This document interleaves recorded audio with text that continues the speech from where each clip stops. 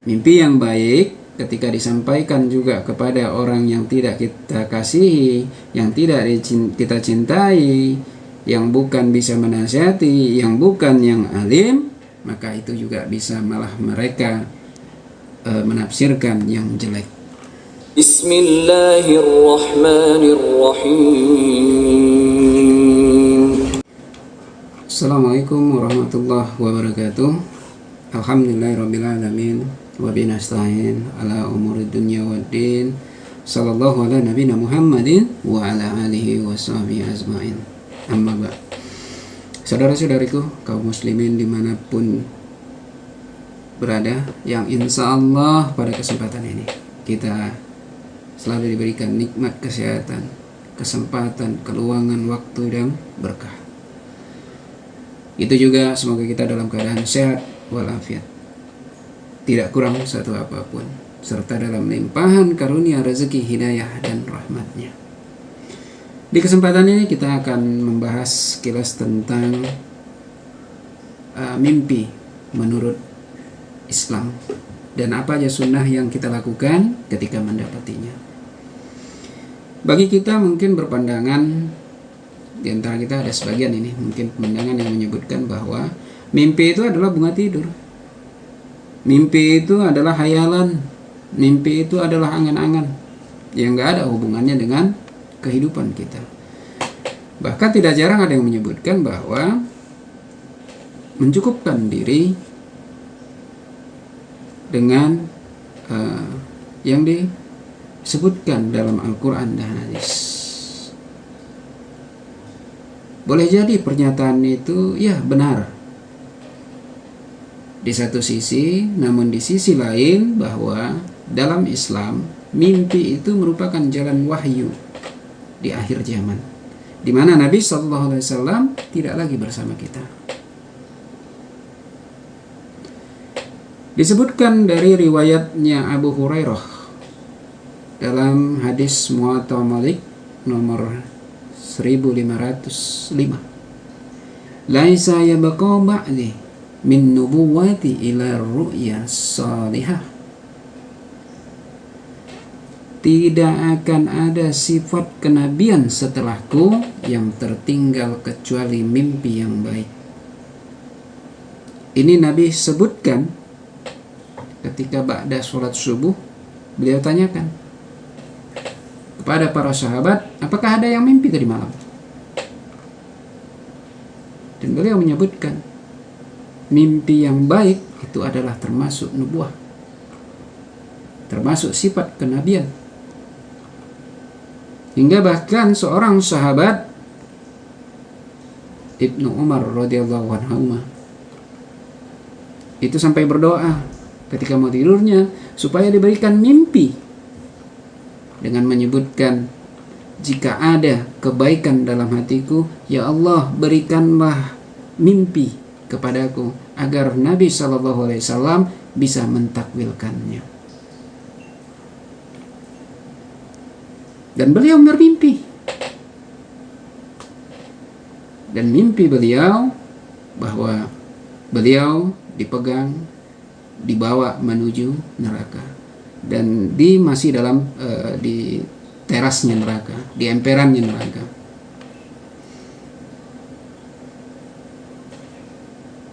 Dan ketika beliau menyampaikan ini kepada Ummul Mukminin Hafsah radhiyallahu anha, lalu diceritakan kepada Nabi SAW, maka Rasulullah menyebutkan, sungguh Abdullah ibnu Umar adalah seorang yang beruntung, seorang yang bahagia bila dia mendirikan sholat malam. Dan hasilnya, setelah kejadian tersebut, setelah mimpi tersebut, setelah diceritakan oleh Nabi arti mimpinya, beliau tidak pernah meninggalkan sholat malam. Dan bagi kita di akhir zaman, disebutkan di Sahih Muslim nomor hadis 4200 dari riwayat Abu Hurairah, apabila hari kiamat telah dekat, maka jarang sekali mimpi seorang muslim yang tidak benar. Dan mimpi yang paling benar adalah mimpi yang selalu bicara benar. Dan mimpi seorang muslim adalah sebagian dari 45 macam nubuah. Ini disebutkan Nabi SAW. Dalam hadis lain itu disebutkan bahwa mimpi seorang mukmin disebutkan itu inna ru'yal mu'mini juz'un min sittatin wa arba'ina juz'an min nubuwah. Sesungguhnya mimpinya orang mukmin, mimpinya mukmin itu adalah bagian dari 46 kenabian. Jadi merupakan bagiannya. Jadi jika ada pernyataan yang menyebutkan bahwa mimpi itu hanya sekedar hayalan, sekedar bunga tidur, boleh jadi benar dalam satu sisi. Namun dalam sisi lain ini harus kita gali lebih dalam. Karena tadi disebutkan mimpi itu merupakan jalannya wahyu bagi mukmin di akhir zaman. Dan itu merupakan nubuah, sebagian daripada salah satu dari 46 kenabian. Dan jangan lupa dalam sejarah bahwa azan yang kita dengar, yang dikumandangkan 5 kali sehari semalam, itu disyariatkan juga setelah sahabat itu bermimpi tentang azan, di mana Nabi SAW beserta sahabat itu awal masih belum tahu apa yang mau dibuat untuk memanggil, untuk mengumpulkan para jemaah, para orang-orang muslim untuk sholat masjid. Jadi setelah sahabat Ansor Abdullah bin Zaid memimpikan azan sebagaimana lafalnya yang kita dengar sekarang, itu dimimpikannya. Dan itu dikuatkan oleh sahabat Umar ibn Khattab radhiyallahu anhu. Ini ada di Sahih Muslim nomor hadis 572. Di Sunan Ad-Darimi juga ada, di Sunan Abu Daud juga ada. Banyak akub hadisnya ini. Ini salah satunya. Ada lagi jika kita mau lihat hadis-hadis yang berkaitan dengan turunnya wahyu yang turunnya surat yang pertama, ayat yang pertama, bahwa itu dimulai dengan wahyu yang datang kepada Rasulullah SAW melalui mimpi yang benar dalam tidur. Dan disebutkan bahwa tidaklah beliau bermimpi kecuali datang seperti cahaya subuh. Dari mimpi-mimpi ini maka beliau dianugerahi kecintaan untuk menyendiri, dan beliau memilih gua Hiro, yaitu ibadah di malam hari, sampai datangnya, dan itu terus beliau lakukan sampai datang kemudian malaikat seraya berkata, bacalah, dan beliau menjawab, aku tidak bisa baca. Dan itu hingga turunnya ayat pertama sampai kelima di surat Al-A'la. Ada juga bagaimana fitnah Ummul Mukminin Aisyah radhiyallahu anha itu juga bermohon kepada Allah agar Nabi diberikan mimpi untuk menyelesaikan fitnahnya, bahwa tidak benar yang dituduhkan oleh orang-orang terhadap beliau. Beliau merasa malu jika untuk menyelesaikan persoalannya, fitnahnya itu sampai turun ayat Al-Quran. Sehingga Ummul Mukminin berdoa agar Nabi diberikan mimpi. Ternyata apa? Allah kabulkan itu dalam mimpi. Dan Nabi SAW mengakhiri daripada membantah fitnah tersebut setelah mendapat mimpi. Dan ayat Al-Quran juga turun berkenaan dengan itu.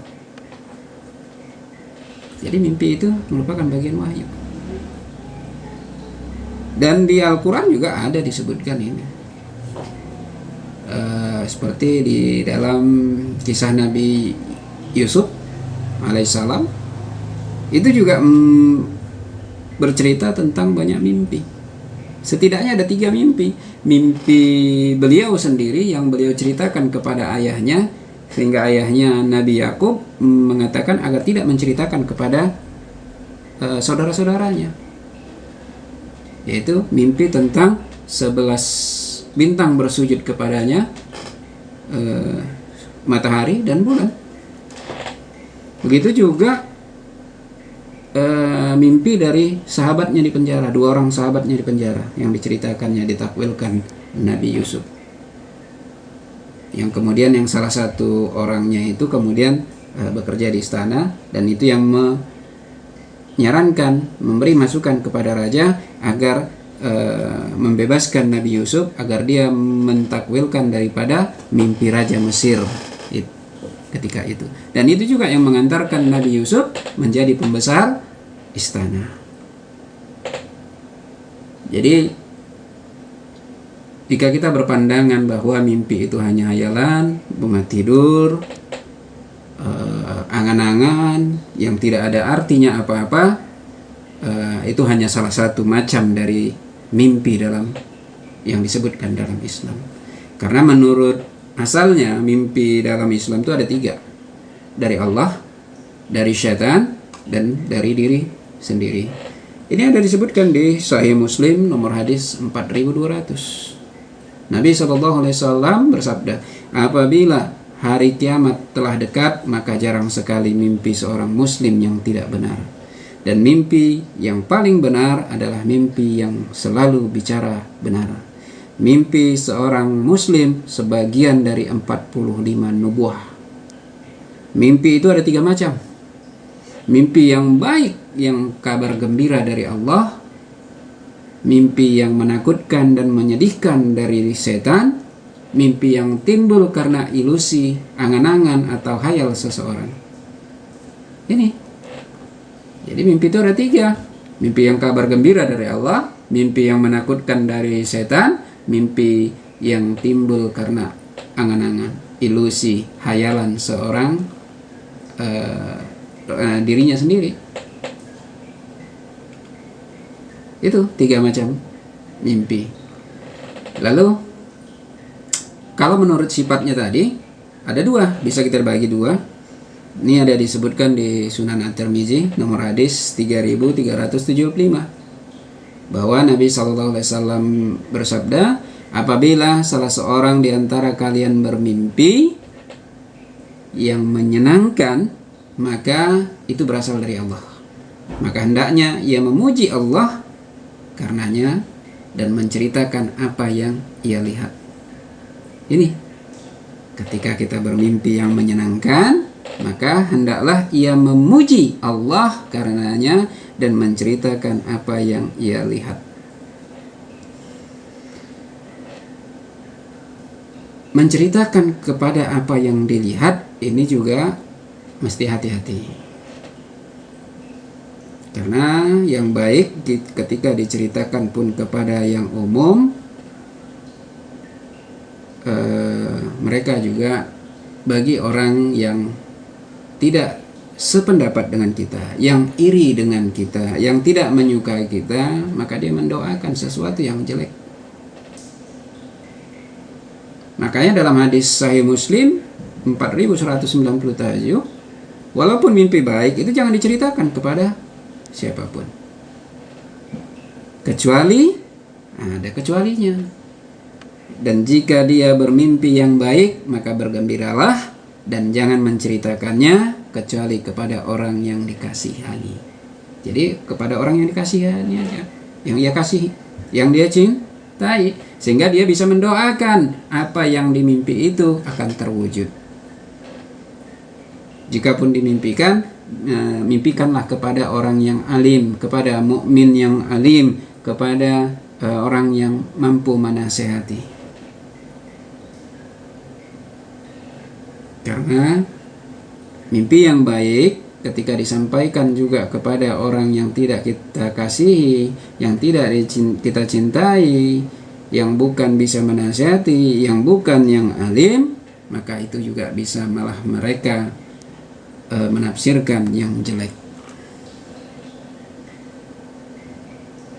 Itu jika mimpi yang baik. Lalu bagaimana jika mimpi itu buruk? Jika mimpi itu buruk, maka disebutkan Nabi SAW, ini ada di dalam hadis sahih Muslim nomor hadis 4197. Barang siapa yang bermimpi buruk, maka hendaklah ia meludah ke sebelah kirinya dan meminta perlindungan kepada Allah dari godaan setan. Niscaya tidak akan membahayakannya. Dan jangan menceritakan mimpi itu kepada siapapun. Jadi jika mimpi buruk, maka meludah ke sebelah kirinya. Ketika bangun itu meludah ke sebelah kirinya, mohon perlindungan kepada Allah, yaitu dari godaan setan, maka itu tidak akan membahayakannya. Dan jangan ceritakan kepada orang lain. Di dalam hadis lain di Sahih Muslim juga di nomor hadis 4200, jika kamu bermimpi yang tidak kamu senangi, bangunlah, kemudian sholatlah, dan jangan menceritakannya kepada orang lain. Tuh, jelas disebutkan. Jangan ceritakan sama orang lain. Hingga seorang tabi'in, Abu Salamah radhiyallahu anhuma, ia menyebutkan, jika aku bermimpi yang berat, yang sangat berat, bahkan seberat gunung, ketika dia mendengar hadis-hadis yang berkaitan dengan mimpi ini, beliau nggak pedulikan lagi, udah anggap angin lalu aja, meskipun itu buruk. Dan di dalam hadis Muwatta Malik ini disebutkan ada doanya, disebutkan bagaimana berdoa ketika telah bermimpi buruk. Ini disebutkan ketika Khalid bin Walid, aku telah bermimpi buruk ya Rasulullah. Maka Rasulullah SAW bersabda, a'udzu bikalimatillahi tammati min ghadabihi wa iqabihi wa syarri ibadihi wa min hamazatis sayatini wa ayyahdurun. Ya Allah, aku berlindung dengan kalimat Allah yang sempurna dari kemurkaannya, hukumannya, dari kejahatan hambanya, dan dari bisikan setan serta saat mereka hadir. Ini doa yang diajarkan Nabi SAW kepada Khalid bin Walid. Ini ada di Muwatta Malik nomor hadis 496. Silakan, ini bisa diamalkan. Jadi ini mudah-mudahan bisa menjadi pencerahan bagi kita semua, khususnya saya pribadi, bagaimana kita menyikapi mimpi dalam Islam. Mimpi, karena tidak ada siapapun di antara kita yang mungkin tidak mimpi, walaupun itu hanya angan-angan aja. Tapi kita bisa menyikapi, membelah mana mimpi yang baik, mana mimpi yang buruk. Ketika mimpi buruk, apa yang kita lakukan? Lakukanlah tadi, bangun, meludah ke kiri, bisa dilanjutkan berwudu, sholat, dan jangan ceritakan kepada orang lain. Untuk doanya bisa doa yang tadi disebutkan. Mudah-mudahan bermanfaat bagi kita semua, khususnya bagi saya pribadi. Kurang lebih saya mohon maaf. Billahi taufiq wal hidayah. Wassalamualaikum warahmatullahi wabarakatuh. Terima kasih. Untuk download buku bisa langsung melalui website Hikmah 313, dan untuk saran, kritik maupun pertanyaan dapat melalui kolom komentar. Dan untuk dapat mengikuti video-video selanjutnya, silahkan untuk subscribe dan hidupkan notifikasi loncengnya. Billahi taufiq wal hidayah. Assalamualaikum warahmatullahi wabarakatuh.